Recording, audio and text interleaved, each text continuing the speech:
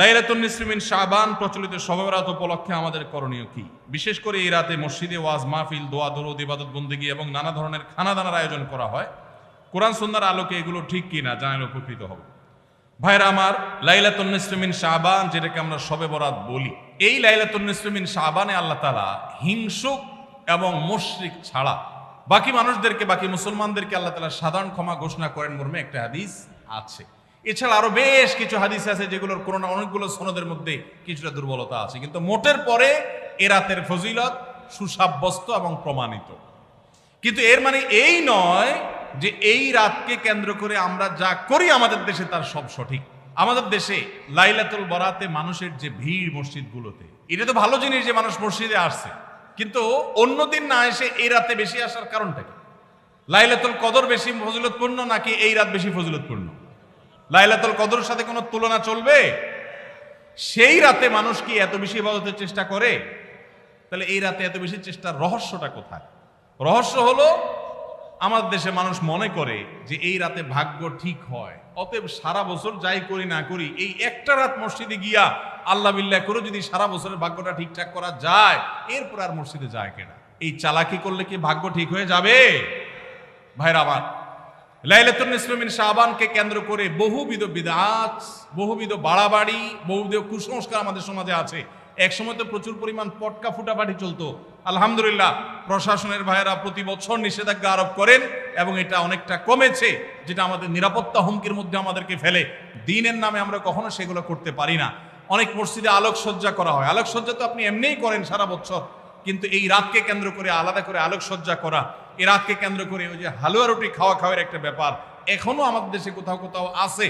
অনেকে মনে করে নবীজির দাঁত মোবারক শহীদ হয়েছেন উহুদের ময়দানে, তো তিনি হালুয়া খাইছেন, সেজন্য আমরা ভালো দাঁতে হালুয়া খাই। নবীজির দাঁত ভাঙে হালুয়া খাইছেন, আমাদের আস্ত দাঁতে আমরা কি খাই? হালুয়া খাই।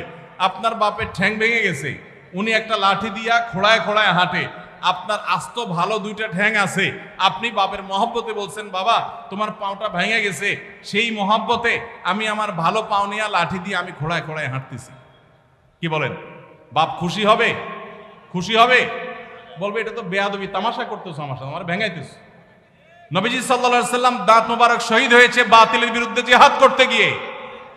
আপনি বাতিলের সাথে আঁতাত করবেন আর হালুয়া খায়া নবীজির সুন্নাত আদায় করবেন, এর চেয়ে বড় হাস্যকর জিনিস আর হতে পারে না। অতএব সব ধরনের বাড়াবাড়ি কুসংস্কার আমাদের বন্ধ করতে হবে।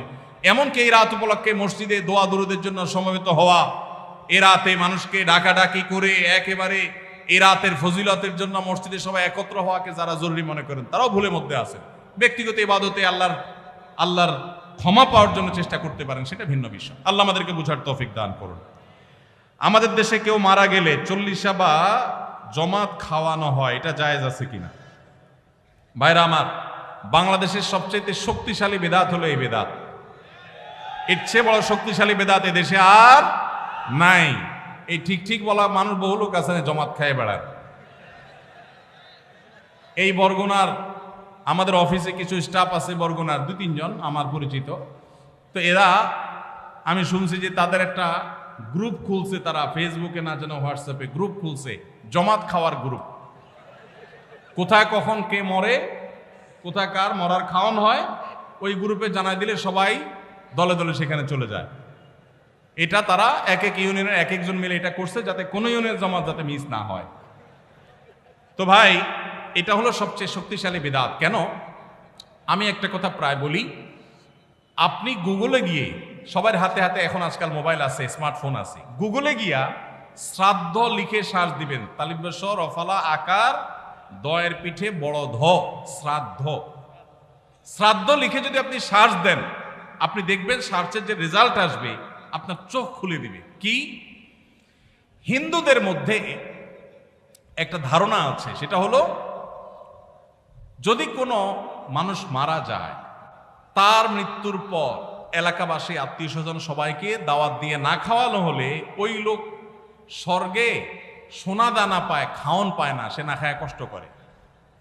এই জন্য ওই লোকের জন্য যে খানা দানার আয়োজন করে, ওই অনুষ্ঠানের নাম হলো শ্রাদ্ধ। ওইটার নাম কি ভাই? শ্রাদ্ধ। গুগল করে দেখেন, পেয়ে যাবেন হাতের কাছে। আমাদের সাবকন্টিনেন্টে যেহেতু হিন্দু ভাইদের সাথে আমাদের সামাজিক সহাবস্থান আছে, তারা তাদের ধর্ম পালন করেন, আমি তাওহীদবাদী, আমি ইমানদার, সেই জায়গা থেকে আমি শিরকে আল্লাহর নিকট সবচেয়ে অপরাধ মনে করে বাঁচার চেষ্টা করি, কিন্তু তারটা তিনি করেন, তারটা তিনি করে, এটা তার ব্যাপার। কিন্তু তাদের সাথে মিশার ফলে তাদের অনেক সংস্কৃতি আমাদের মুসলমানদের মধ্যে চলে আসছে, আমরা টেরও পাই নাই। এই যে মানুষ মারা যাওয়ার পরে যে খাওয়ার অনুষ্ঠান মৃত ব্যক্তির ওয়ারিসদের উপরে চাপানো হয়, এটা ওই শ্রাদ্ধ থেকে এসেছে, এটা ইসলামে নাই। ইসলামে আছে উল্টাটা। উল্টা কি? একটা মানুষ মারা গেছেন, নবী সাল্লাল্লাহু আলাইহি সাল্লাম বলেছেন অমুক মারা গেছেন, তার পরিবারের লোকদের জন্য তোমরা খাবারের ব্যবস্থা করো। কেন? কারণ তাদের রান্না করার মতো মানসিক অবস্থা নাই। আমরাও সেটা করি, অবশ্য আপনারাও করেন। কেউ মারা গেলে তার আত্মীয় স্বজন, তার ছেলে মেয়ে, বউ বাচ্চাদেরকে খাওয়ান দাওয়ান দেন, 2 দিন 3 দিন একটু খাওয়ান টাওয়ান পাঠান, এরপরে 40 দিনের দিন সুদে আসলে একসাথে উঠায় নেন। কি বলেন? খাবার পাঠান গামলায় করে একটু, আর খাওয়ার সময় গোটা গরুটা খেয়ে ফেলেন এলাকার মানুষ। বাপ মারা গেছে, আপনি খুশি না বেজার? খুশি না বেজার? আপনার মা মারা গেছে, আপনি খুশি না বেজার?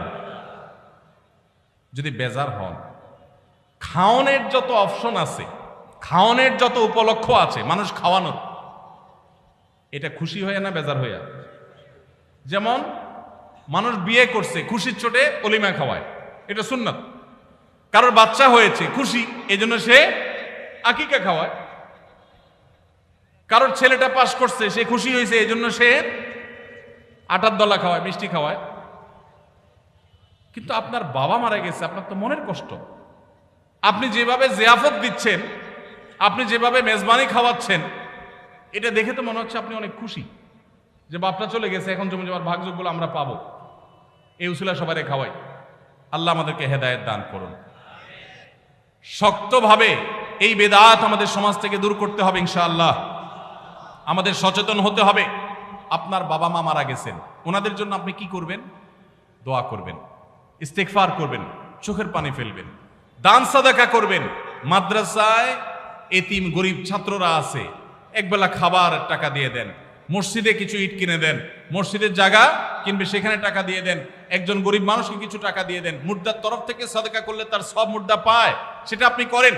কিন্তু এই যে অন্য ধর্মের মানুষদের মতো করে খাবার অনুষ্ঠান যেটা করছেন, এটা সুন্নাহর খেলাফ। সুন্নাহ হলো মৃত ব্যক্তির পরিবারকে খাওয়ানো, তাদের কাছ থেকে খাওয়াটা সুন্নাত নয়। আল্লাহ আমাদেরকে বুঝার তৌফিক দান করুন।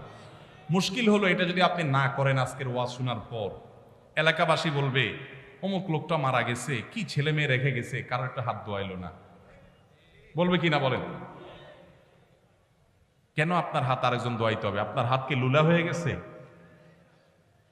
হ্যাঁ, আরেকজন হাত ধোয়াইতে হবে, নিজের হাত নিজে ধুতে পারেন না? হাত ধোয়ানো মানে খাওয়ান আর কি, তাই না? এলাকাবাসী বহু কিছু বলবে, কিন্তু আপনি অটল থাকবেন যে আমি ইনশাআল্লাহ এগুলা করব, আমার বাবার জন্য, মায়ের জন্য যেটা করলে সওয়াব হবে সেটা আমি করব। নবীজি সাল্লাল্লাহু আলাইহি সাল্লামের কাছে এক সাহাবী এসে বললেন, ইয়া রাসূলুল্লাহ, আমার মা মারা গেছেন, আফা আহুজ্জু আনহা, আমি কি তার পক্ষ থেকে হজ করতে পারি? নবীজি বলেছেন, নাম, অবশ্যই করতে পারো। এগুলো হলো সুন্নাত। আমরা সুন্নাত বাদ দিয়ে এখন বেদাতকে আলিঙ্গন করে ফেলি।